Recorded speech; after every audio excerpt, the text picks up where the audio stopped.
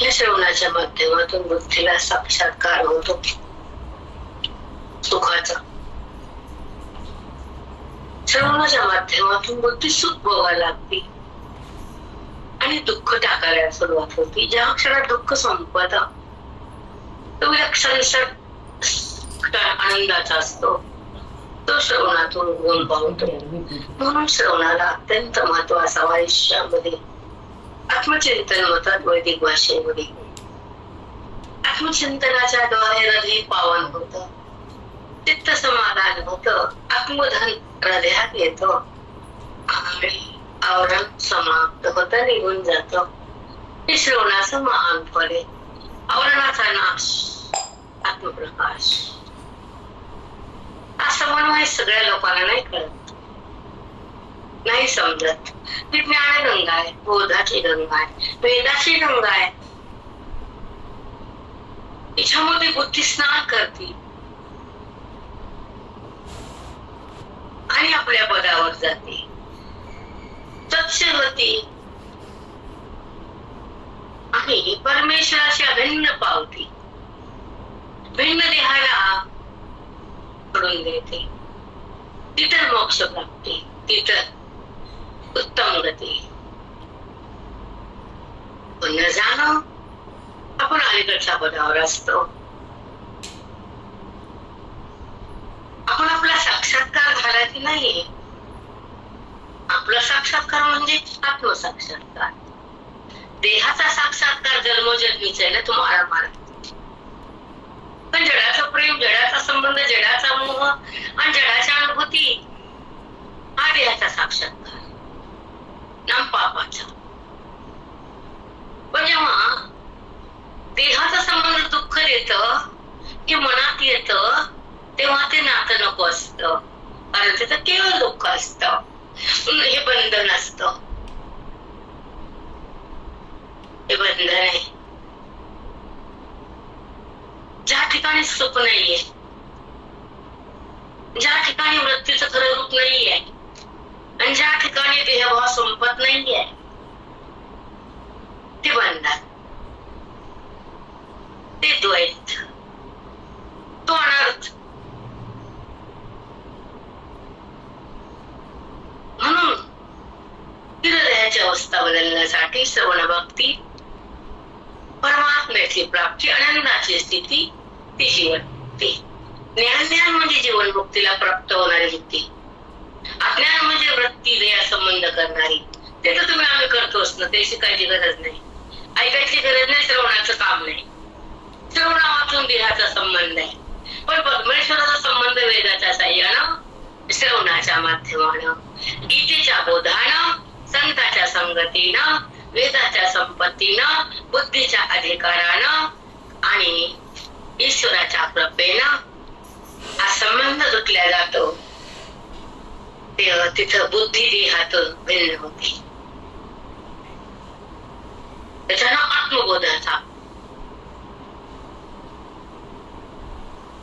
आत्मबोधाचा प्रसाद होतो अंतःकरणामध्ये. आत्मबोध कोण देतात? आमचे ज्ञानोद्वार आहे, तुकोबार आहे.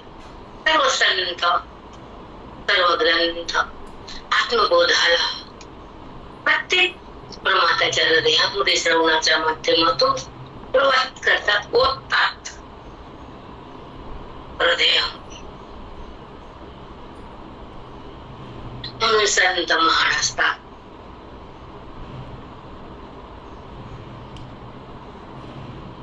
त्यांच्या संगतीमध्ये आत्मभावाची उन्नती होती. त्यांच्या संगतीमध्ये ओवीची प्राप्ती भोगता येते. त्यांच्या संगतीमध्ये गीतेचा सार भोगता येतो आणि जगतरूपी आसार फेकता येतो. त्या वृत्तीला परमात्मा भेटतो.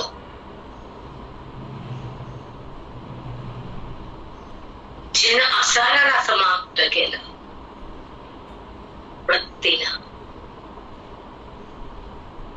तो क्षण महत्वाचा असतो. त्याला विवेक नाव येतं वेदातून. हे काय नाव येऊ दे, पण आपला टक्कर विवेकात आहे का अविवेकात आहे हे तर कळू दे, म्हणून आम्हाला माऊलीचं ज्ञान मिळू दे. बाकी संसारातलं मिळू दे म्हणतो आपण, पण परमेश्वराचं जे धन आहे ते ज्ञान आहे ते आम्हाला मिळू दे असं संसारिक लोक मागतच नाही. त्यांना भीक मागायची सवय विषयाची, म्हणून ते इकडे येत नाही श्रवणाकडे. विषयाचं सुख सुख नसतं ते त्यांना माहित नसतं, कारण दुःखाचं पांघरून सुखाने दुःखाचं पांघरून घेऊन तुमच्याकडे आलेलं असतं. विषयाच्या सुखाचा परित्याग करणारा अंतःकरण श्रवणाच्या माध्यमातून धन्यवाद असत. तो वेदाकडे जात असत, संताचं ते दास असत, मन त्याचं उदास असत, ज्ञानाचा त्याचा कस असतो. तो भक्त जगात खास असतो, तो परमार्थात पास असतो, संसारात नापास असतो. अधिकार शून्य असतो संसार.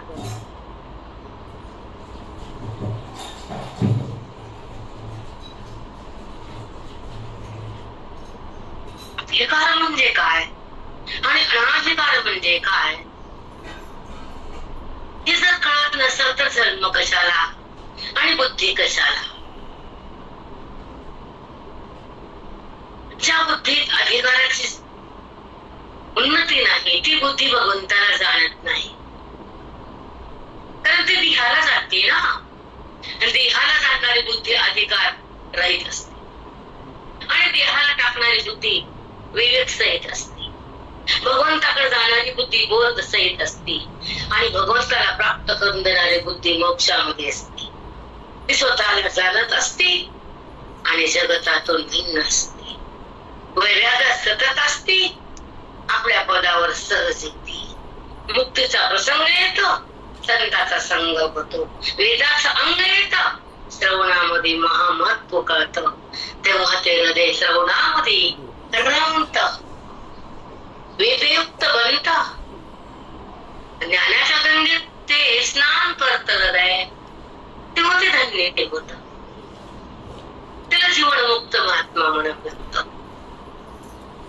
असे महात्मे चोरीत असतात, कारण ते वेदाच्या बोधाचं स्नान करतात, गुरुच्या संगतीत जीवन जगतात, वेदाचा धन हृदयात घेतात, अज्ञानाची समाप्ती करतात आणि वेदाचा अनुभव चाकतात, हृदयामध्ये पांडुरंगाला प्रगट करतात, अनुभवाच्या रंगात रंगून जातात.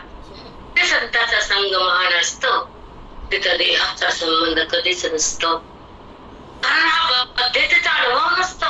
महात्मा जीवन मुक्ती सत्तेत असतो, कारण तो आपल्या अनुभवात जगत असतो.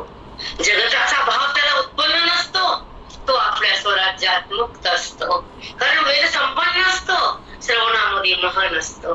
वेदाची त्याला जाण असते, संताची त्याला खूण असते, ओवीचे त्याला ध्यान असत, त्याचं मन राम असत, म्हणून तो भाग्यवान असतो. म्हणून तो भाग्य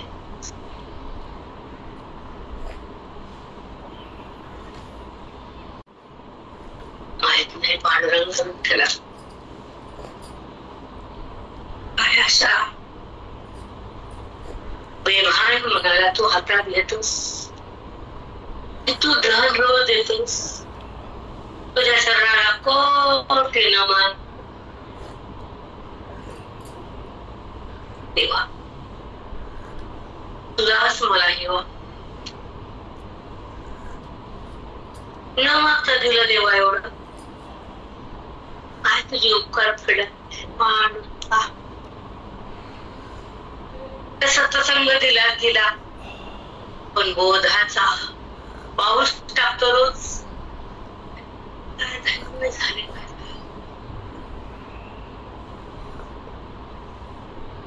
देतोस अपार द्यायला पांडुरंगा.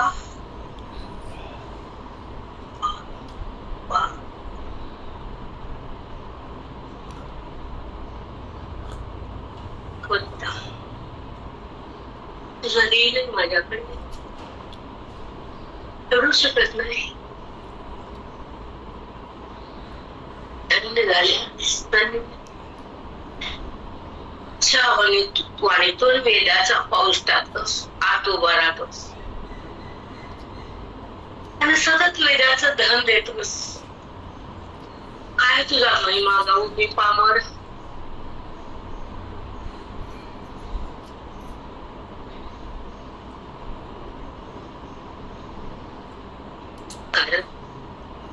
रोज नित्य नवीन नूतन ज्ञान, रोज रोज वाक्य माग, रोज बोधाचे खान. रामा काय शब्द येतात, डोळे बंद होतात आणि चालू होती. बोधाचा पाऊस देतोस तू पांडुरंगा. असाच दे बरं, असाच बोधात पाऊस दे बोधाचा. इतकंच मागणे तुझ्या पायाला. तू बोधात ठेव मला, देहात नको बरं. कारण देहात राहणं बंधन नाही. देहभाव टाकणं तुझं घर नाही. मला देहभाव टाकता येत नाही. तू देहभाव ठेवत नाही तर मला चिंता करायचं काम नाही. तू असल्यावर तू देहभाव माझा ठेवणार नाही ही माझी श्रद्धा आहे. ते सफल झाले आज. कारण वाणी थांबत नाही पांडुरंगा तुझ्या बोधाविना. कोणीकडे जाता येत नाही आणि तुझा आतून जे श्रवण देतोस परत ते संपत नाही. रोज नवीन, रोज नवीन, रोज. काय सांगू तुझी कीर्ती कसं करू मी, तुझं काय वर्णन करू, तुला ह्याचा काय रूप मोबदला नाही देता येत. काहीच माझ्यापाशी काय तुला द्यायला. तू तर ब्रह्मांडाला सगळं तूच द्यायला. तू ब्रह्मांडाचा अधिपती आहेस. तुला द्यायला फक्त मन आहे माझ्याकडे. ती घेऊन टाक. आत्मज्ञान देऊन टाक. जीवन विश्वास अनमोल कर पांडुरंगा. तुझा ध्यास लागू दे, तुझं अनुसंधान बघू दे, तुझं ज्ञान मला कळू दे आणि माझा जीवपणा संपू दे. एवढा करशील ना रे. आणि तुझं प्रिय ना बघता आले राखो पायापाशी. राखतोस ना तू. तुझं प्रीत सत्य कर. दुर्जनाशी संवारी भक्ता राखे पायापाशी. हे तुझं प्रिय आहे.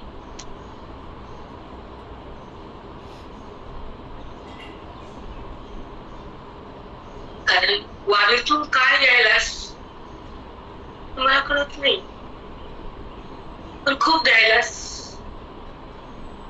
तुझ्या देण्यात मी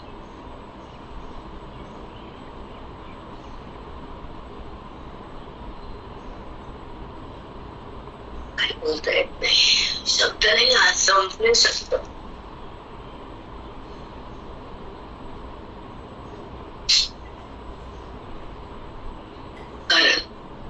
त्या भगवंताच्या कृपे वाचून आत्मभाव बाहेर काढता येत नाही आम्हाला. तो जर प्रसन्न झाला तर शब्दाची साखळी आपोआप गोंबल्या जाते. हे आज कळायला देवा.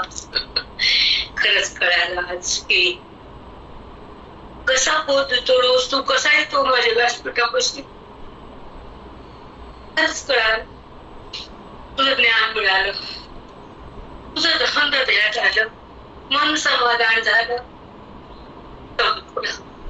काही मागायचं तुला काही नाही, काही नाही. काय मागायचं तुला काय नाही.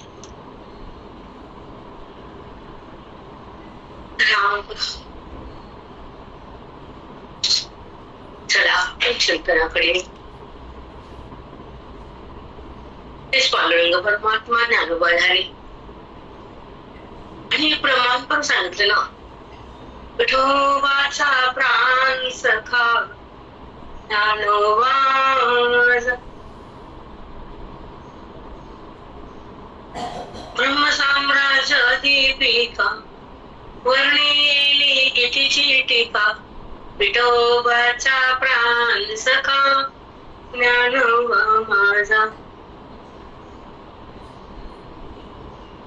म्हणजे विठोबा आणि ज्ञानोबा दोन नाहीत हे कळालं तेव्हाच.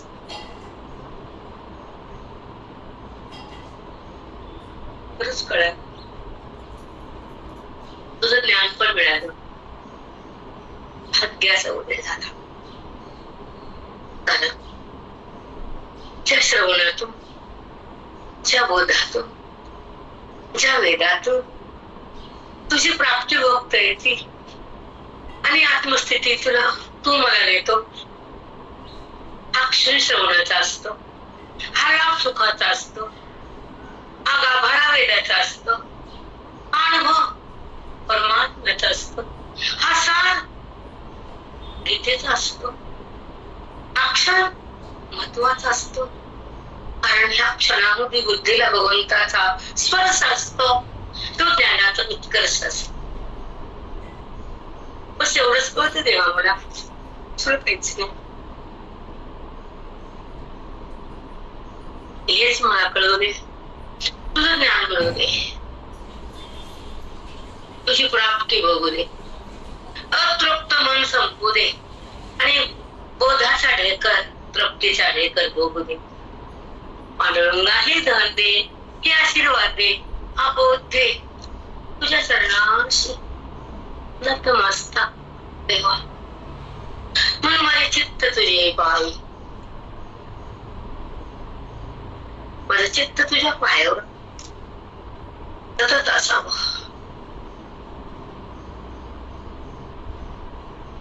बस चित्ताला तू सांभाळ, सगळा तुझाच खेळ आहे,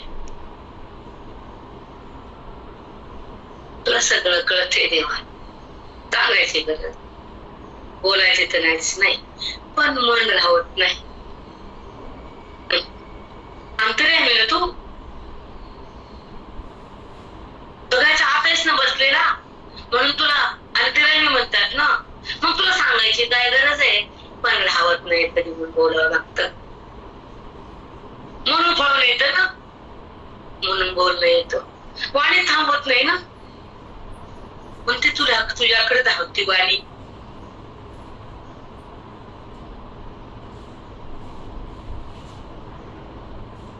तुझ्या पायापाशी थांबती आणि बुद्धी तुला जाणती, तेव्हा अज्ञानाची समाप्ती. तेव्हा पांडुरंगा तुझ्या भेटीची खरी स्थिती. इथे आमची वारी ना, तूच तर आम्हाला कार्य, तूच तर संत होऊन समोर येतो, तू तर श्रवण भक्ती पूर्ण करतो, तू ओळीचा भावार्थ हृदयात बोलवितो आणि वेदाला तू बोलवतोस. धन्य तू पांडुरंगा, धन्यस तू. तुझा खेळ, तुझं वैभव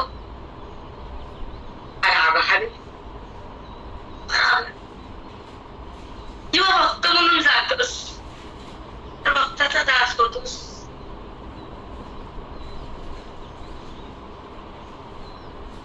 धावू धावू जातो ना तो भक्ताच्या घरी.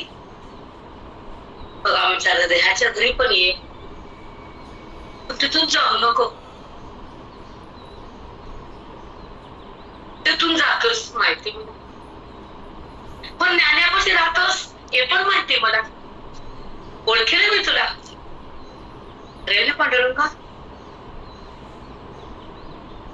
खरंय ना, माहिती मला तू कुठे राहतोस ते.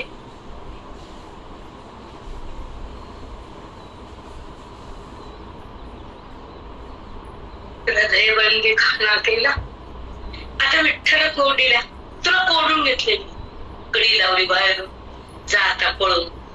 जातोस नाही, कारण मी कडी काढत नाही, तुला पळता येत नाही.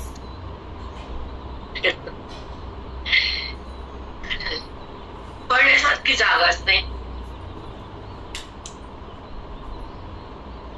ज्ञान भक्ती तू पळत नाहीस माहिती मला, पण ज्ञान झाल्या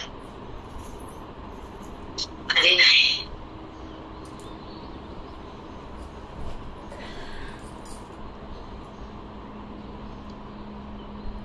थांबते. घेतली श्लोक 15 आहे आणि 217 24 आली होती. श्लोक 15 अनुद्वेगकरं वाक्यं सत्यप्रिय हितं च यत् स्वाध्याय व्यसनं च एव वाङ्मयी तपोच्यते. पुढचा श्लोक उच्च आहे. स्वाध्याय कसा विवेक काल आपण घेतलं. आता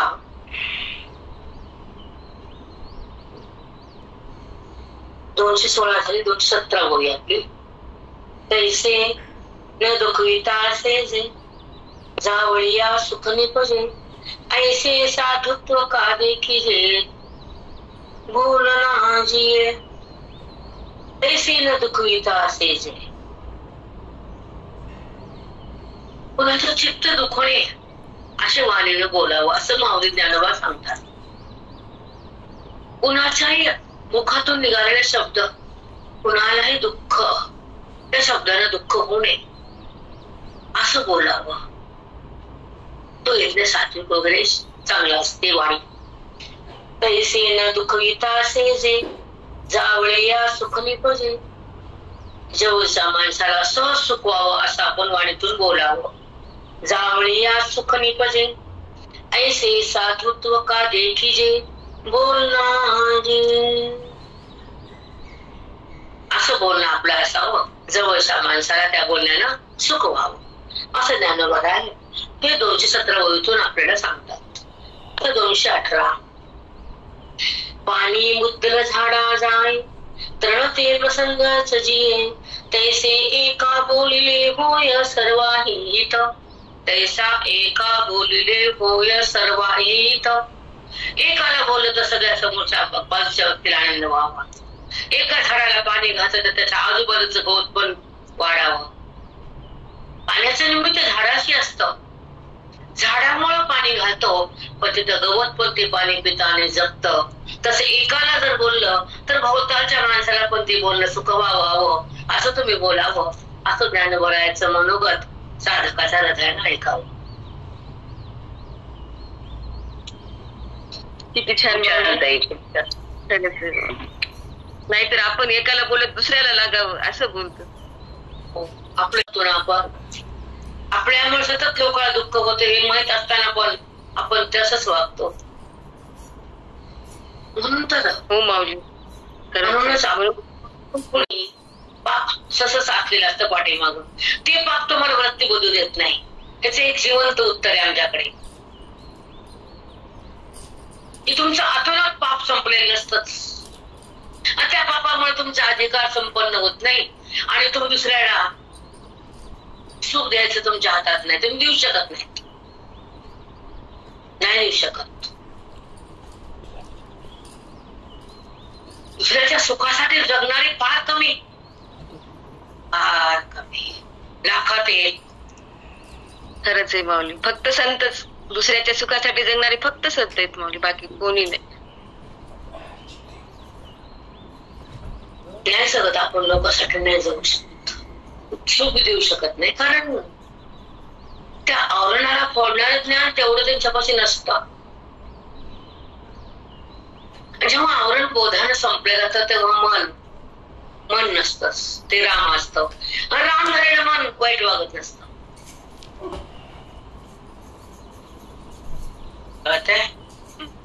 हो माऊली. राम झालेलं मन कसं वाईट वागत नाही. ते सगळ्यांना सुखच देते, फक्त सुख. पण आपण राम झालोच नाहीत ना अजून. नाही माऊली. आवरण कशाचं मल विक्षेपच गेले नाही. आवरणाची दूर गोष्ट आहे, लांबची गोष्ट. सतत आपण साधना परिपूर्ण असावे. आपलं तपासणी करावी. आपण जसं शुगरचे लोक तपासतात ना, वाढली का, कमी झाली का, इन्शुरन्स घ्यायचं का, आता बंद करायचं. पण दशकी किती असते दशकी असते त्या लोकांना वाढती वाढती वाढती वाढती क्षणा त्यांच्या हृदयामध्ये ती भीती असते. पण अज्ञान वाढायला त्यांना काय माहित नसतं. नाही ना, त्याची टेस्टच नाही ना, वाढायला कळत नाही. त्याचा काही धोका आहे ते माहित नाही. टेस्टही नाही, त्याचा धोका काय ते पण माहित नाही. शुगरचा धोका माहित आहे काय होते, पण याचा काय धोका आहे हे कळतच नाही. भीतीच नाही ना त्या अज्ञानाची.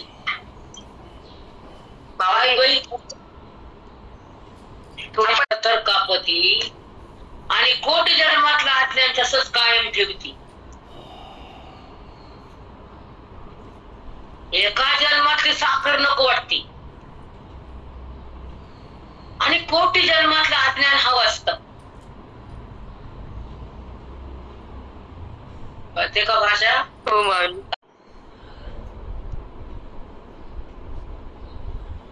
कधी सोडला नाही. आणि महात्म्याने धैर्य ठेवला तरी माझे साधक मायबाप मिळाले. पाठ थांबलाच नाही. काय पांडुरंगाची कृपा, बापरे बाप, आयुष्यात पाठ थांबला नाही आमचा. म्हणून काल गुरुजी समोर भजन चालू असताना काय बेसुमार रडली मी कामाला धरून.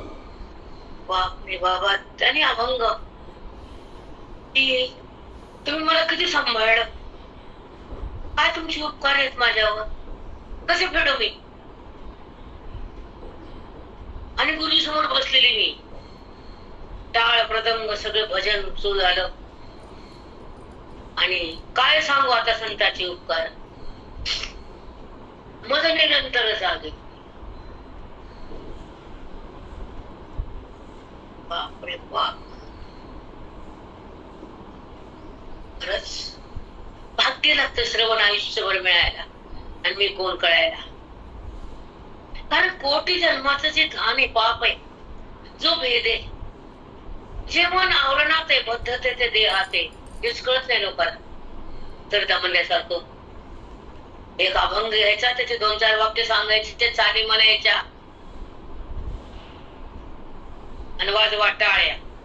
नारायणा, कशाला तुला एवढं टाळीचं भान, तुला आत्मज्ञान टाकणं, सारखं पाऊस टाक. कशाला पक्ष हात वाजू तू बिनकामी. श्रवणामध्ये एकाग्र व्हावं, श्रवणामध्ये त्या ईश्वराचं अभिनत्व भोगावं. देहाकडे कशाला यावं, बहिरंग सोडायचा नाही, हे ठाक मत असतं त्या लोकांचं. बहिरंग खरंच बहिरंग आहे. कारण एकदम कोणी कळत नाही, हलक्या हलक्या कळतो माणूस की किती वासना आहे. आणि वासनेच्या पडद्यामध्ये तो झाकून आपलं झाकतो रूप. पण ही वासना कधीच थांबल्या जात नाही. ती कशा ना कशा रूपाने दिसतेच. कारण जो अधिकार आहे तो वेगळा असतो माणूस. पण अधिकार दाखवायचा एक मार्ग असतो आणि अधिकार जिवंत ठेवायचं एक साधन असते. आम्ही अधिकार हे दाखवणं वेगळं आणि अधिकार जिवंत होणं वेगळं. कळायला देवांना अधिकार. हो माऊली.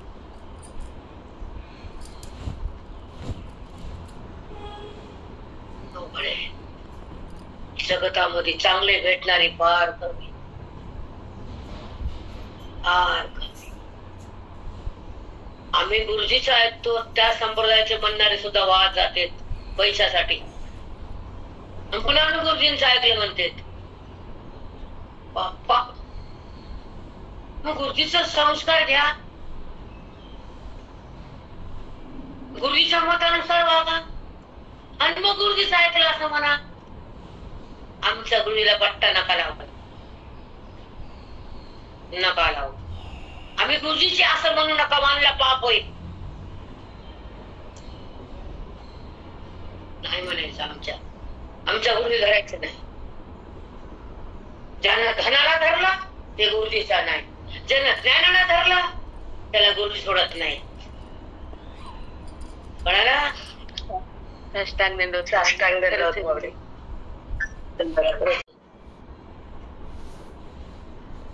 त्याला जाऊ दे,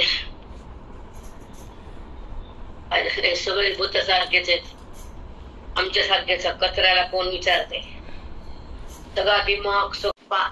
जोडे अमृताची सुरसरी, जोडे अमृताची सुरसरी, ते प्राणा ते अमर करी. जेव्हा अमृत भेटतं प्यायला, ते प्राण मरत नाही, त्याला मृत्यू येत नाही, तो प्राण अमर होतो. तस स्नाने पाप ताप वारी, गोडी हे दे. मग त्या अमृताच्या नदीमध्ये जर स्नान केलं तर अमृताची गोडी मिळते आणि पाप पण जात, त्रिविताप पण जातो. ही अमृताची गंगा म्हणजे बोधाची, असं ज्ञानोबा बोलतात. काय शब्द आहेत बापरे. वारी पाप ताप, पाप जन्मंतरीच, ताप त्रिवित. या बोधाच्या अमृताच्या गंगेमध्ये बुद्धी जेव्हा स्नान करते तर पाप जात, ताप जातो आणि प्राण मृत्यू पासून दूर बी होतो, अमर होतो. काय सगळेच फायदे. गोडी हि दे तैसा अविवेको हि पिटे. माऊली ज्ञानोबा म्हणतात ज्या अमृताच्या गंगेमध्ये जेव्हा स्नान करतो आपण तर तो प्राण अमर होतो, तो मृत्यूला जात नाही. या पुढीतून त्या पुढे जात नाही, कारण प्राणाचा मृत्यूच थांबला अमृतामुळे. तस काय होतं सिद्धांताकडे रे माऊली. हा दृष्टांत आहे. आता सिद्धांताकडे यायचं. तो सिद्धांत म्हणजे त्या ओवीतून तुम्हाला प्राप्त होतो. मग ते ओवी काय सांगते, माऊलीच्या हृदयातला बोध कसा बाहेर येतो आणि बुद्धीमध्ये कसा स्थगित होतो आणि बुद्धी ब्रह्मरसात कशी पोहते आणि अंदात कशी रमते, स्वानंद कसा घेते, परमानंद कसा भक्ती आणि ऐक्याचा अनुभव कसा चाकते, अविरात कशी रमते आणि भेदाला कशी त्यागते, या खालच्या गोवीची स्थिती.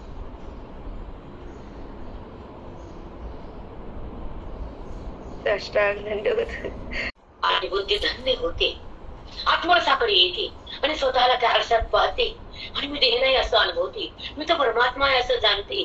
तेव्हा परमात्म्यामध्ये एकरूप होते, तल्लीन होते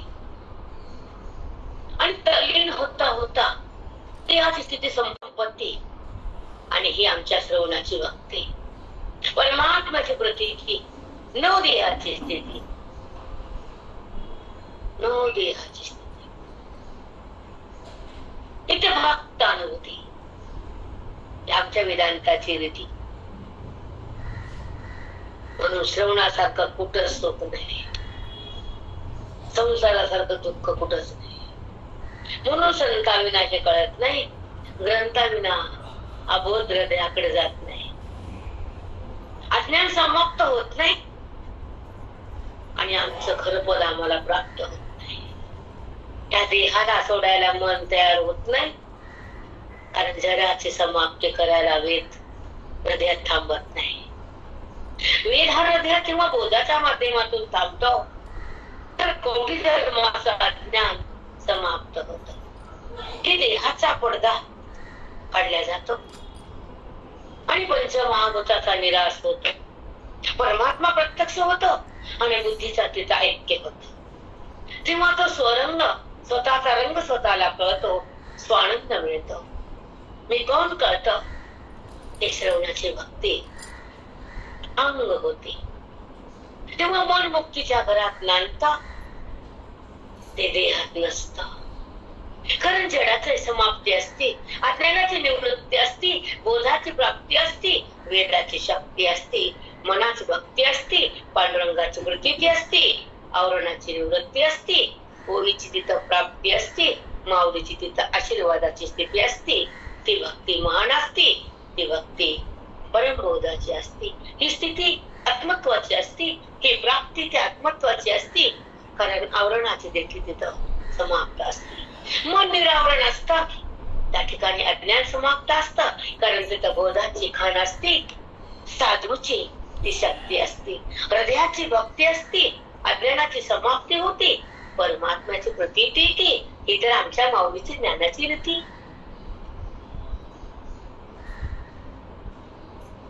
साष्टांग दंडवत साष्टांग दंडवत. तेव्हा ती स्वानंद घेते, परमानंद भोगते, ऐक्याच्या आनंदात येते आणि विषय भोगाला ती त्यागते. ते हृदय अधिकार संपन्न असतं, तिथलं मनुष्यत्व जातं. बुद्धी स्वतःला पाहते आणि मी देह नाही, मी तर परमात्माच आहे अशी ती म्हणते आणि त्यातच ती एकरूप होते, तल्लीन होते. तेव्हा देहस्थिती संपते. ही गुरुची संपत्ती, ही खरी ज्ञानाची रीती, ही बोधाची संपत्ती, ही श्रवण भक्ती, परमात्म्याची स्थिती, अज्ञानाची समाप्ती, इथं फक्त अनुभूती, हीच वेदांताची रीती. ती संताविना कळत नाही, ग्रंथाविना मिळत नाही. जेव्हा बोध जेव्हा हृदयात जातच नाही तेव्हा अज्ञान समाप्त होत नाही आणि देहाचं पद ती सोडत नाही. पण जेव्हा बुद्धी बोधात जाते अज्ञान समाप्त होतं आणि तिला स्वतःचं पद मिळतं. जडाची समाप्ती करायला वेद हृदयात थांबतो. देहाचा पडदा फाटतो, पंचभूतांचा निराश होतो. तिथे परमात्मा प्रत्यक्ष होतो आणि तो परमात्मा बुद्धीशी ऐक्य करतो. तिथे स्वानंद खुलतो, स्वतःचाच आनंद स्वतःला मिळतो. बुद्धी स्वरंगात रंगते, ही श्रवण भक्ती. तिथे मनाला मुक्ती, परमात्म्याची प्राप्ती, त्या अज्ञानाची समाप्ती, अज्ञानाचा निराश होतो. वेदाचा बोध हृदयात येतो, ही खरी मनाची भक्ती. तिथे आवरणाचा निराश होतो, ही ओवीच्या फलाची प्राप्ती, ही माऊलीच्या आशीर्वादाची स्थिती, आत्मत्वाची गती. मन इथे निरावरण होतं कारण आवरणाचा नाश झाला. ही वेदाच्या बोधाची खाण साधूच्या मुखातून येते, ही खरी साधूची शक्ती, हृदयाची भक्ती, परमात्म्याची प्रतीती, ही आमच्या माऊलीच्या ज्ञानाची रीती. खरंच आहे माऊली साष्टांग दंडवत ही आपल्या पाठाची एवढी आली.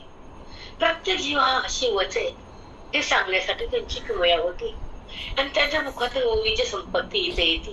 ती संपत्ती साधूच्या द्वारे आज जाते. ती तर खरीच ज्ञानाची रीती. ज्या बोध हृदयामध्ये बुद्धी धारण करते ती बुद्धी भगवंत बनते. ती तपस्या होती. ती तर खरी वैभव तुमचं येते की वेदाकडे जावं, स्वतःला पाहावं आणि मग थांबावं, देहभावाला संपवावं. ही संपत्ती घ्यावं आणि कुळाला उद्धार करावा. ज्यांच्या पोटी जन्मलं त्यांचं कुळ पण सुधारावं, उद्धरावं. ज्या कुळात आलं ते पण कुळ उद्धरावं. जन्म दिला 42 कुळाचा उद्धार करावा. बुद्धी दिली ब्रह्मभाव प्राप्त करावा. देह दिला अज्ञानाला टाकावं. आयुष्य दिले सत्संग करावा. धन दिले दान धर्म करावा. तेव्हा हेच करावं. अशीच बुद्धी दे, अशीच बुद्धी दे.